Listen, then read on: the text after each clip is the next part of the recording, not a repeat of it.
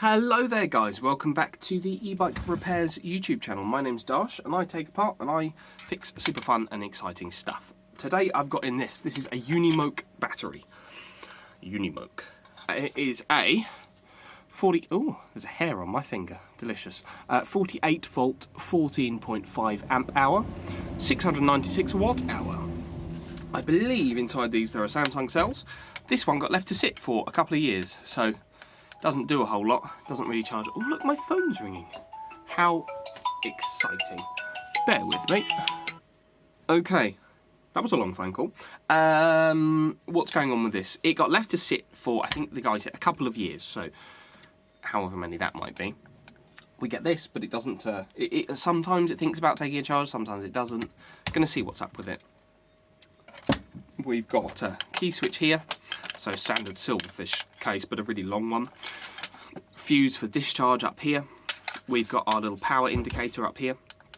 We've got our charge port, XLR charge port here. And we've got a fuse for, sorry, that'll be the discharge fuse there. And that will be the charge fuse there. 4 screws on the top.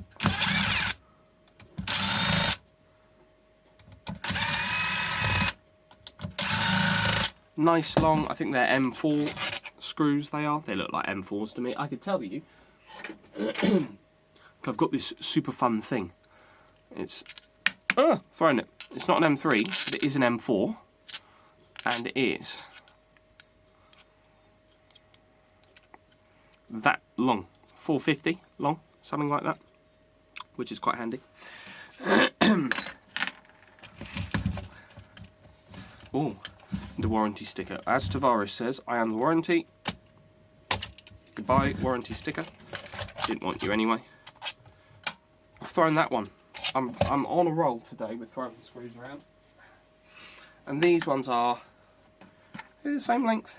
Nope, longer. So these might be 500 long. Yep, 500 long-ish. I've got a nice tray going down here with bits for this battery. See what's going on in here. This is the same as the, I've had one of these apart in the past and resold it for somebody. We've got our key switch there, inside the charge port, inside the fuse, and then this plastic spacer thing, which goes only one way up. Put that back how it was on there. And then, I think you've got to take the bottom off these. So 1, 2, 3, 4 screws again. Got our discharge ports here. Negative, don't know, positive.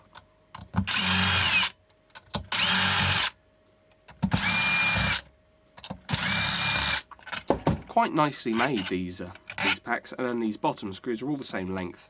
They're still M4s and they are 450 long. There you go. There's our XT30 discharge. And the one that takes all the connections up top is an MT30, I believe. Yep, MT30. A genuine AMAS as well, which is cool. So, if I pop, there's another one of those little plates here, which I've got to get off. Little screwdriver. That's part of the battery, but this bit's not, I believe. Oops, scratch it. The phone's ringing again. Probably answer that, bear with me. Okay, we're back. I was talking about handlebar extensions for the ladies. It's all very exciting.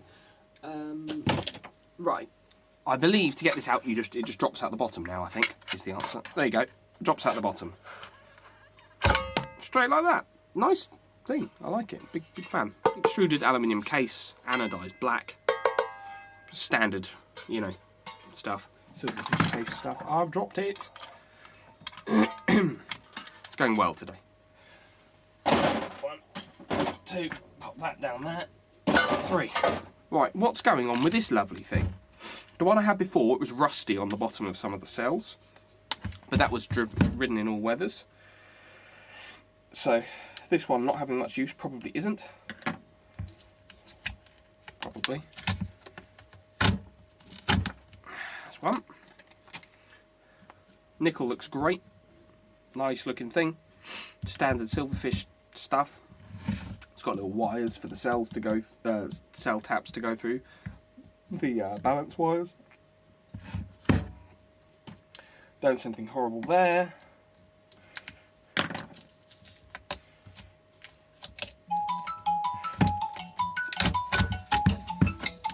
Telephone's ringing again. You wouldn't believe how many times a day my phone rings. You wouldn't. It's borderline not comprehensible. Anyway, nickel all looks great on this side. Everything looks, spot welded down. I've obviously got to have a bit of a pick around at it and see if the welds are all stuck, but they probably are, and the cells are probably just low or dead. So let's have a look and see. Got our BMS here. It says P13S, so 13 lots of batteries in series, 5 amp must be maximum amount of charge current, 22 amps must be maximum amount of discharge current. Yeah, looks great. JBD BMS, by the looks of it, on a big PCB. Must be custom made for this type of case because that's not standard size. And I'd love to tell you what kind of cells they are, but I can't see the bloody things. They're all covered up. All covered up. They're, what colour are they? They're Samsungs, because look, they're Samsung colour. They're that sort of lilac-y, purpley colour. So they'd be the same colour as a 29E. Well, actually, if this is a 14.5 amp hour, and we've got 1, 2, 3, 4, 5. Let's see, shall we? 29E. 13S, 5P, off I go. Yeah, 14.25 amp hours, so they're probably 29Es that are in here, I'd imagine. Phone's ringing again. Okay, we're back. They look like they're probably going to be 29Es, or something around that kind of mark. Let's see. I don't think they're 30 keys, because 30 keys have a pink wrapper. Anyway, let's see what's going on with this. Pull the JST off. I'm going to stick the JST on my super handy dandy battery testing machine, which I think all these are plugged in. Well, it was giving me a funny reading the other day. Turn that on, plug that in, and we can see that we've got only 12 groups of batteries.